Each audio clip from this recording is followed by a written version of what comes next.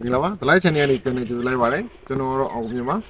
Ticadi Bulimano, General Treble battery, other Nekama, or to Kara Lobime, Sakit Pilo de Niliu, Tinsapima Fibare. Isaki Liudonia, General Maybe Doma, very Abi Londora, very Abi Lumidoma, Pawera Pidovene, Kudujine Gate, Kudujine, Vodic, Yabizone, or to Pebime, or to Kara, the Chaja Sakit Pilo de Nilibe. Alors, vous donnez, you choose on Pio, at the night zone, then set up a pare. 7 hours no to do, no delay of ya. What have you seen here out? Where would DC really be pare? You must say, to DC to eat avare. You don't do DC really luame, not go out, and lead in and lead the same of pare. Alena cool luame. You are not go out, prudent you meet. Thank you, prudent you meet a live pare. Yalia gelu danki miauzule ngate ki tia ki tonu ya bare shauli tonjong bare apoma just alit khu bare protein yu mita li be phit bare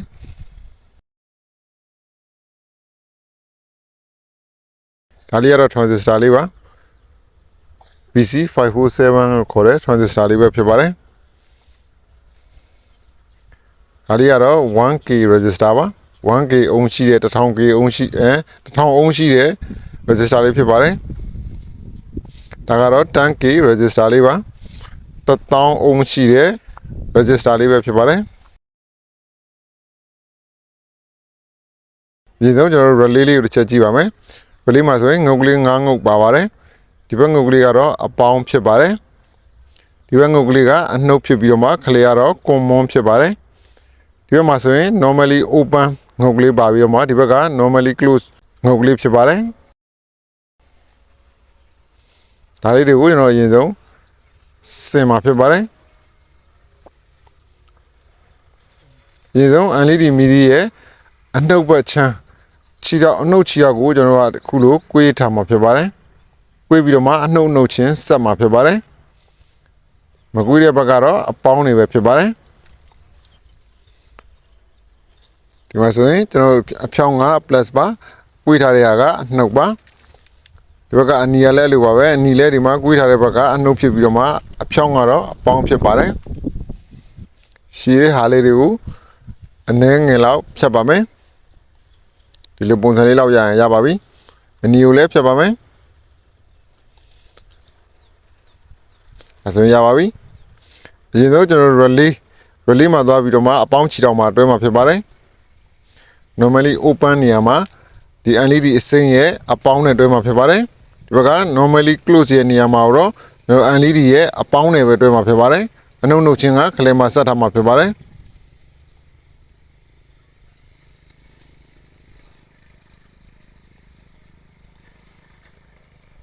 နှုတ်နှစ်ခုကိုလည်းကျွန်တော်တို့ကခဲခဲတို့ပြီးတော့မှဆက်လိုက်ပါမယ်ဒါဆိုရင်ကျွန်တော် LED တော့တက်ပြီးသွားပါပြီဒီမှာဆိုရင်ငုံနှစ်ခုကအပေါင်းဖြစ်ပြီးတော့မှခလဲက join တဲ့နေရာလေးကတော့အနှုတ်ပါ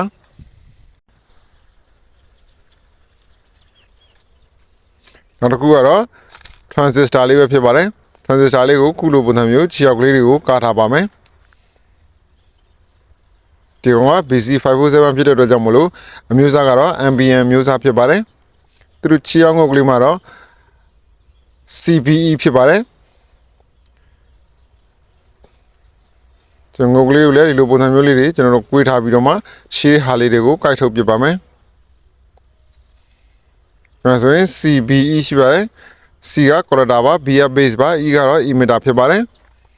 ဒါဆိုရင် relay မှာသွားပြီးတော့မှ C နဲ့သွားပြီးတော့တွဲမှာဖြစ်ပါတယ် relay ရဲ့ minus ငုံမှာသွားပြီးတော့မှ collector နဲ့တွဲတာဖြစ်ပါတယ်ဒါဆိုရင် transistor လေးရင်ဆုံးစပြီးတော့တွဲပြပါပြီဒါက C ဒါက B ဒါက E ပါ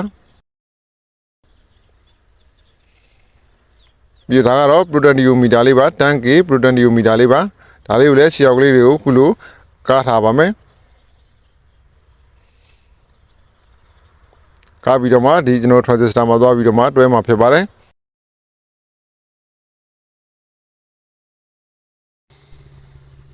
transistor လေးမှာခုလိုသွားပြီးတော့မှတွဲမှာဖြစ်ပါတယ် transistor ရဲ့ emitter နဲ့ transistor ရဲ့ base မှာသွားပြီးတော့တွဲမှာဖြစ်ပါတယ် ခုဆိုရင်တော့မီဒီရဲ့ transistor ရဲ့ potentiometer ရဲ့3ခုတွဲပြီးပါပြီနောက်တစ်ခုကတော့ 1k resistor လေးပဲဖြစ်ပါတယ်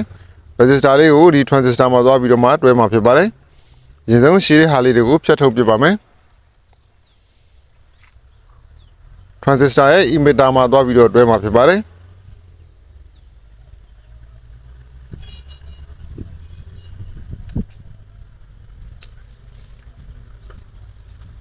transistor မှာတွဲပြီးသွားပြီဆိုရင်တော့မီဒီနှစ်ခုရဲ့ဆက်ထားတဲ့ minus နေရာမှာသွားပြီးတော့မှတစ်ဖက်ကိုတွဲမှာဖြစ်ပါတယ်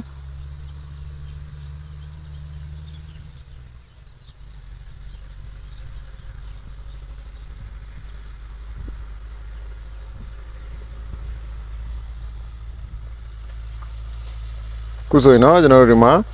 မီဒီရဲ့ transistor ရဲ့ potentiometer ရဲ့ resistor ရဲ့တွဲပြီးပါပြီနောက်တစ်ခုကတော့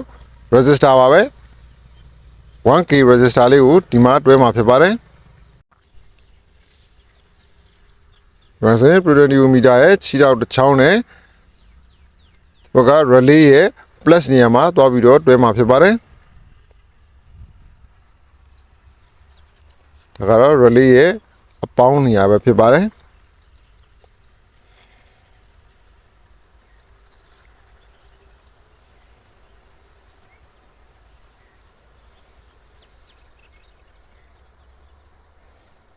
ဒါဆိုရင်တော့အကုန်ပြီးတော့ဖြစ်သွားပါပြီဒါဆိုရင်မီဒီရဲ့ transistor ရဲ့ potentiometer ရဲ့ 1k resistor ရဲ့ 10k resistor ရဲ့ဖြစ်ပါတယ်ဒါဆိုရင်တော့အကုန်လုံးပြီးတော့ဖြစ်သွားပါပြီကျွန်တော်တို့ဝင်ကြိုးအထွက်ကြိုးတက်ရုံပဲရှိပါတော့တယ်ဒါကတော့အဝင်ပေါင်းကြိုးတွဲမှာဖြစ်ပါတယ်ဝင်ပေါင်းကြိုးတွဲတဲ့ခါမှာ common ရဲ့ဒီဘက်က plus ရဲ့နှစ်ငုတ်ကိုတခါတည်း join မှာဖြစ်ပါတယ်ဒါကတော့အဝင်ကြိုးတွဲဖြစ်ပါတယ်ဒါက common မှာတွဲတာဖြစ်ပါတယ်ဒါကတော့အပေါင်းနေရာမှာတွဲတာဖြစ်ပါတယ်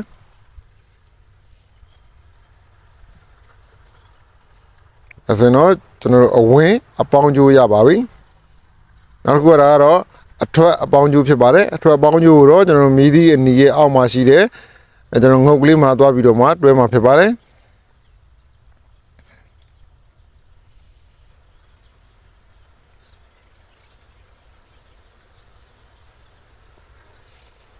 ဒါဆိုရင်ဒါကတော့အဝင်အပေါင်းကြိုးပါဒါကတော့အထွက်အပေါင်းကြိုးဖြစ်ပါတယ်ဒါကတော့ကျွန်တော်တို့အဝင်နှုတ်နဲ့အထွက်နှုတ်ကိုကျွန်တော်တို့တွဲမှာဖြစ်ပါတယ်တနေရာထဲမှာတွဲရမှာဖြစ်တဲ့အတွက်ကြောင့်မလို့နှစ်ကြိုးလုံးကိုဒီမှာပူးပြီးတော့မှတစ်ခါတည်းတွဲလိုက်မှာဖြစ်ပါတယ်အဝင်နှုတ်ကြိုးအထွက်နှုတ်ကြိုးအနေနဲ့တစ်ခါတည်းတွဲလိုက်တာဖြစ်ပါတယ်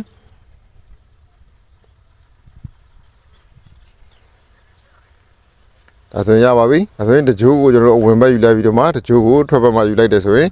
အဝင်အနီအနက်နဲ့အထွက်အနီနဲ့ရပါပြီဒါကတော့အဝင်ပေါင်းမှာဒါကအဝင်နှုတ်ဒါကအထွက်အပေါင်းဒါကအထွက်နှုတ်ဖြစ်ပါတယ်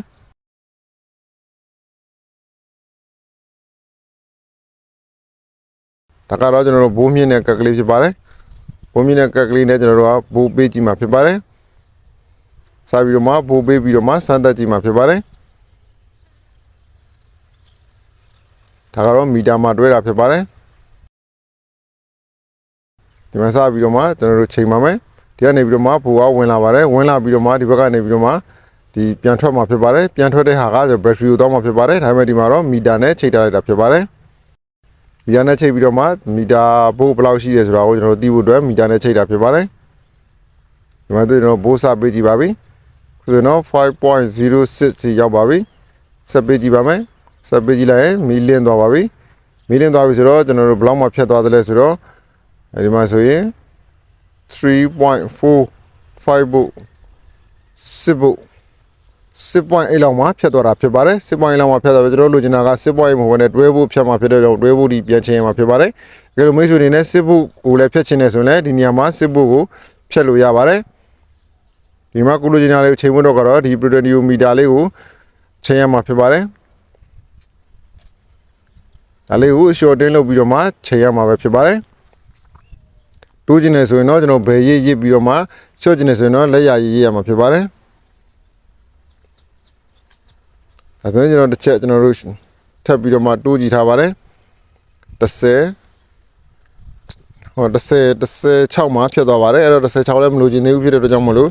နောက်ထပ်ကျွန်တော်ထပ်ချိန်မအောင်မယ်ဒီလိုမိတ်ဆွေနေတော့10ပို့မှလို့ကျဆိုလဲ10ပို့မှဖြတ်လို့ရပါတယ်10ပို့မှလို့ကျနေဆို10ပို့ဖြတ်လို့ရပါတယ်9ပို့မှလို့ကျနေ9ပို့ကိုဖြတ်လို့ရပါတယ်ကျွန်တော်ဒီမှာတွဲဖို့ဘက်ထရီကိုသွင်းမှဖြစ်တဲ့အတွက်ကြောင့်မလို့14ပို့ဒီချိန်မှာဖြစ်ပါတယ်ခုဆိုရင်စနစ်တသမခွန်ရောက်ပါပြီ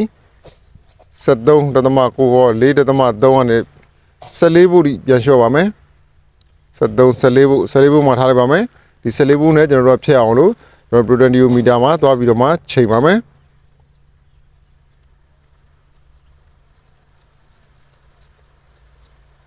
တိုးကျင်တာဖြစ်တဲ့အတွက်ဘယ်ရစ်ပေးရတာဖြစ်ပါတယ်နောက်ဆုံးဖြတ်သွားပါပြီနောက်ဆုံးဆွမ်းနာကလည်း14ပို့မှာဖြတ်သွားတာဖြစ်ပါတယ်14ပို့မှာဖြတ်သွားတာကိုတကယ်ဟုတ်မဟုတ်တကယ်ဖြတ်မဖြတ်ကိုကျွန်တော်တို့က14ပို့ဒီရအောင်ပြန်ပေးကြည့်မှာဖြစ်ပါတယ်ဒီမှာဖြတ်လိုက်တာနဲ့လုံးဝဘိုးလုံးဝမဝင်တော့ပါဘူးဘလောက်အားနဲ့ပဲတွင်းဒီမှာသူရဲ့ဖြတ်ချင်းရောက်ပြီဆိုတော့တခါတည်းဖြတ်သွားတာဖြစ်ပါတယ်ဘိုးလုံးဝမဝင်တော့အောင်ဖြတ်ပြတာဖြစ်ပါတယ်ပြီးတော့ချိန်ကြည့်ပါမယ်9ပို့10 17ပို့12ပို့13ပို့14ပို့မှာဖြတ်သွားပါပြီ14ပို့မှာဖြတ်သွားတာနဲ့ချက်ချင်းလုံးဝဘိုးကိုလုံးဝဖြတ်တော့ပြလိုက်တာဖြစ်တဲ့အတွက်ကြောင့်မလို့နည်းနည်းလေးမှဘိုးအဝင်မရှိတော့ပါဘူးအဲ့တော့လုံးဝယုံကြည်စိတ်ချရအောင်ကိုဘက်ထရီအားသွင်းတဲ့ခါမှာယုံကြည်စိတ်ချရအောင်လို့ဒီကက်ကလေးကိုခန္ဓာခြင်းအပြင်ကျွန်တော်အန်နီရကင်းပြီးတော့မှယုံကြည်စိတ်ချရပါတယ်နောက်ထပ်ကျွန်တော်တို့အတန်းမြည်ခြင်းနဲ့ဆိုတော့ဘဇာလေးထပ်တက်လို့ရပါတယ်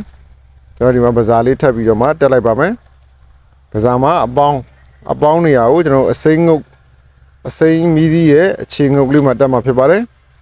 ဒီဘက်ကအနှုတ်ကိုတော့ကျွန်တော်တို့ transistor နဲ့မှာတက်မှာဖြစ်ပါတယ် transistor ရဲ့ emitter မှာတက်မှာဖြစ်ပါတယ်ဒါဆိုကကျွန်တော်တို့အနှုတ်အထွက်အဝင်တွဲတဲ့နေရာတွဲရမှာဖြစ်ပါတယ်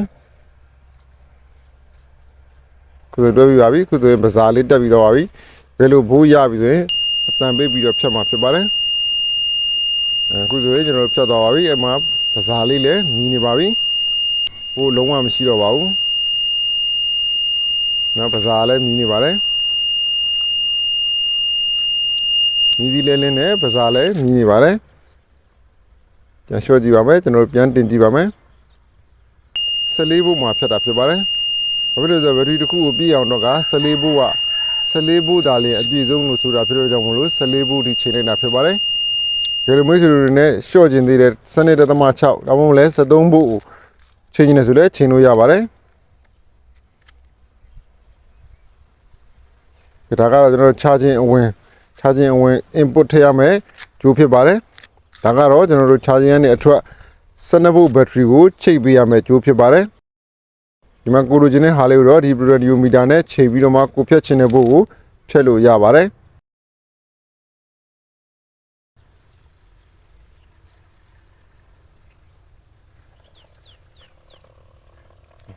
အခုဆိုရင်တော့တွဲဖို့ charger အားသွင်းတဲ့အခါမှာကျွန်တော်တို့ auto cut out လုပ်ပေးမယ် circuit ကလေးတစ်ခုဒီဆောက်လုပ်ပြီးပါပြီဗျာဒီ circuit ကလေးနဲ့အသုံးပြုပြီးတော့မှကျွန်တော်တို့ battery အားသွင်းတဲ့အခါမှာစိတ်ချလက်ချအားသွင်းနိုင်မှာပဲဖြစ်ပါတယ်